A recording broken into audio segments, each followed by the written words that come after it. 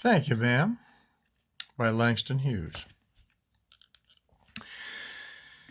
She was a large woman with a large purse that had everything in it but a hammer and nails. Had a long strap, and she carried it slung across her shoulder. It was about 11 o'clock at night, dark, and she was walking alone when a boy ran up behind her and tried to snatch her purse.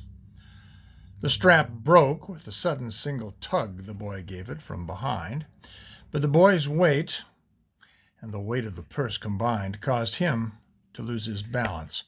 Instead of taking off full blast as he had hoped, the boy fell on his back on the sidewalk and his legs flew up. The large woman simply turned around and kicked him right square in his blue jean sitter. Then she reached down, picked the boy up by his shirt front, and shook him until his teeth rattled. After that, the woman said, "Pick up my pocketbook, boy, and give it here."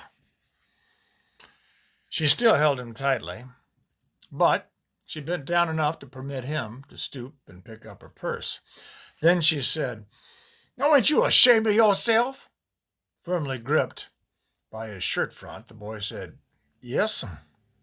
The woman said, "What'd you want to do it for?" The boy said, "Oh, I didn't aim to." She said, "You a lie."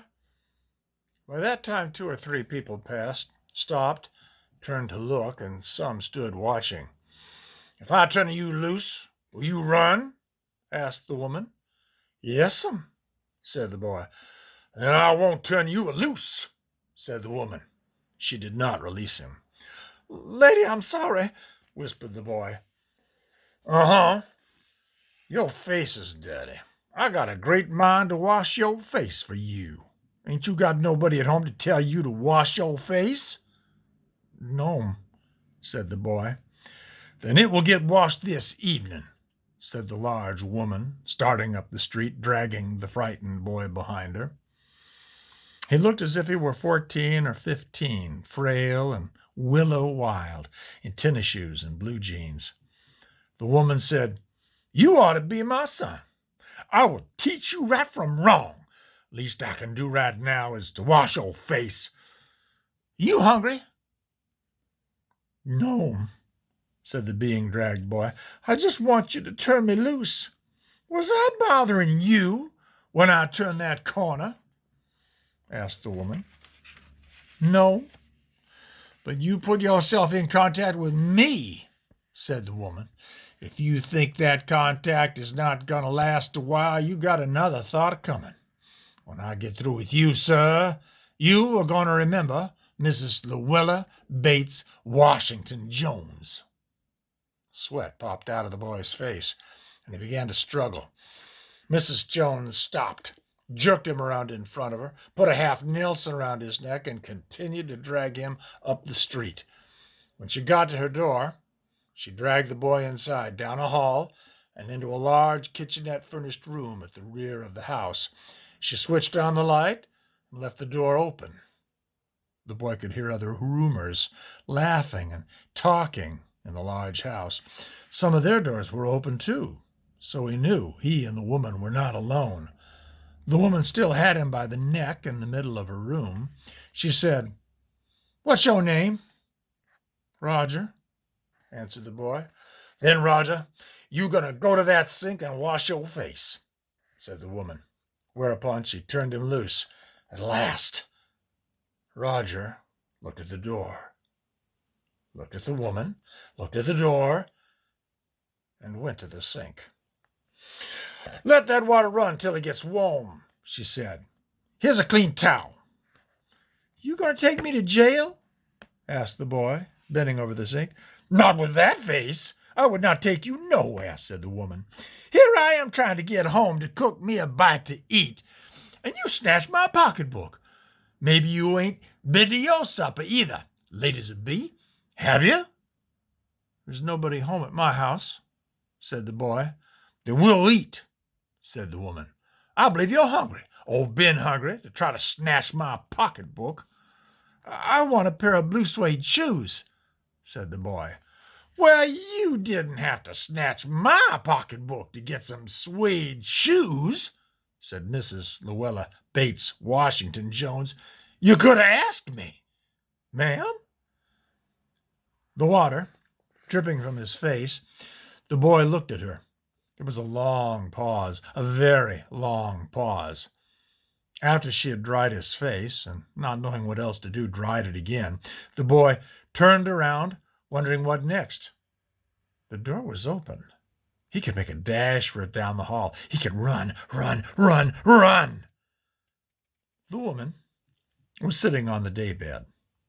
After a while, she said, I was young once, and I wanted things I could not get. There was another long pause. The boy's mouth opened. Then he frowned, not knowing he frowned. The woman said, Uh-huh. You thought I was going to say, but, didn't you? You thought I was going to say, but I didn't snatch people's pocketbooks. Well, I wasn't going to say that.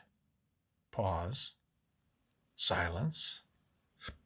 I've done things too, which I would not tell you, son, neither tell God if he didn't already know. Everybody got something in common. So you sit down while I fix us something to eat. You might run that comb through your hair so you will look presentable. In another corner of the room behind a screen was a gas plate and an icebox. Mrs. Jones got up and went behind the screen. The woman did not watch the boy to see if he was going to run now, nor did she watch her purse, which she left behind her on the daybed. But the boy took care to sit on the far side of the room, away from the purse, where he thought she could easily see him out of the corner of her eye if she wanted to. He did not trust the woman not to trust him, and he did not want to be mistrusted now. Do you need somebody to go to the store? Asked the boy. Maybe get some milk or something? Don't believe I do, said the woman. Unless you just want some sweet milk yourself. I was going to make some cocoa out of this canned milk I got here. That'll be fine, said the boy. She heated some lima beans and ham she had in the icebox, made the cocoa, and set the table. The woman did not ask the boy anything about where he lived, or his folks, or anything else that would embarrass him. Instead, as they ate, she told him about her job in a hotel beauty shop that stayed open late, what the work was like, and how all kinds of women came in and out, blondes, redheads, and Spanish. Then she cut him a half of her 10-cent cake. Eat some more, son, she said. When they were finished eating, she got up and said, Now here, take this $10 and buy yourself some blue suede shoes. And next time, do not make the mistake of latching onto my pocketbook nor nobody else's, because shoes got by devilish ways will burn your feet. Got to get my rest now. But from here on in, son, I hope you will behave yourself. She led him down the hall to the front door and opened it.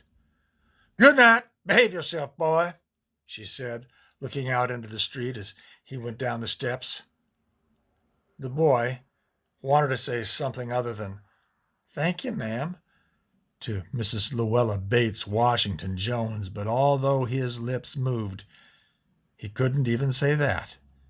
As he turned at the door of the barren stoop and looked up at the large woman in the door. Then she shut the door.